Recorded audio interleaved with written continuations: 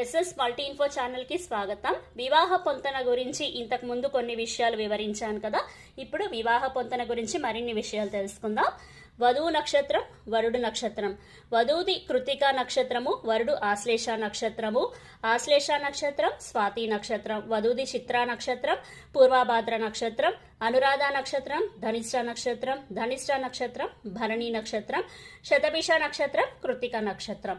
అయితే ఈ నక్షత్రాలు గనక వధువి అంటే జన్మ నక్షత్రం కావచ్చు, నామ నక్షత్రం కావచ్చు, ఈ నక్షత్రాలు కనుక వధువి అయినప్పుడు ఈ నక్షత్రాలు కల వరుడిని వివాహం అన్నది చేసుకోకూడదు. ఎందుకంటే ఒకవేళ వివాహం జరిగిందనుకోండి, వారి వివాహ దాంపత్య జీవితం అన్నది ఎక్కువ కాలం ఉండదు, ఎప్పుడు మనస్పర్ధలు రావడం అటువంటివి ఉంటాయి. కాబట్టి ఈ నక్షత్రాలు కల వధువు ఈ నక్షత్రాలు గల వరుడిని వివాహం అన్నది చేసుకోకూడదు. అయితే ఇక్కడ ఇంకొక విషయం చెప్తాను.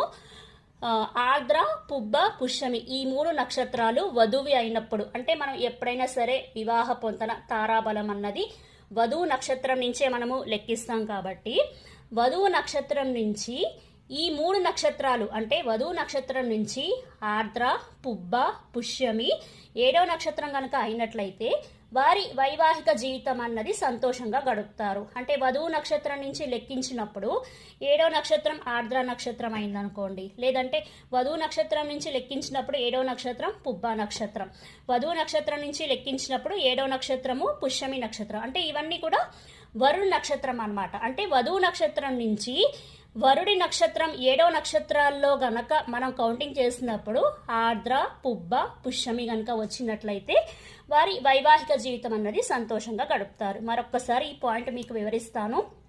వధువు నక్షత్రం నుంచి మనము కౌంటింగ్ చేసినప్పుడు 7వ నక్షత్రం అంటే వరుడి నక్షత్రం మనకి 7వ నక్షత్రం గనక ఆర్ద్ర, పుబ్బ, పుష్యమి గనక వచ్చినట్లయితే వారి వైవాహిక జీవితం అన్నది సంతోషంగా గడుపుతారు. ఇలా మనము వివాహ పొంతన అన్నది క్యాలిక్యులేషన్ అన్నది చేయొచ్చు.